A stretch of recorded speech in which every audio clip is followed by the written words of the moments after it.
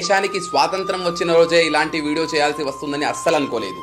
అయినా ఇలాంటివి మన దగ్గర సర్వసాధారణమైపోయాయి. డాక్టర్లను దేవుళ్లుగా పోలుస్తాం. అలాంటి వాళ్లలో ఒక 31 years female on duty trainee doctor ని కోల్కతాలోని గవర్నమెంట్ హాస్పిటల్ లోపలనే కిరాతకంగా రేప్ చేసి మరీ చంపేశారు. ఒంటి మీద బట్టలన్నీ చిరిగిపోయి కళ్ల నుండి ప్రైవేట్ పార్ట్స్ నుండి రక్తం కారుతూ ఒళ్లంతా రక్తపు మరకలతో దారుణంగా చంపబడింది. దీని మీద మన సొసైటీ ఇప్పుడేం రీజన్ ఇస్తుంది? బట్టలు చిన్నవిగా ఉన్నాయనా, పార్టీకి వెళ్ళిందనా, లేదా హింట్స్ ఇచ్చిందనా? స్త్రీలని ఆదిశక్తులుగా కొలుస్తాం, ఆరాధిస్తాం. కానీ ప్రాబ్లం ఏంటంటే స్త్రీలు పండగలప్పుడు మాత్రమే గౌరవించబడతారు.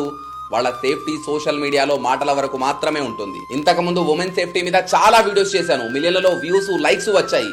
నేను అనుకున్నా మనం మార్పు తేగలుగుతున్నాము అని. కానీ but today I have to say I'm failed. మనందరం ఒకటి బాగా గుర్తుంచుకోవాలి.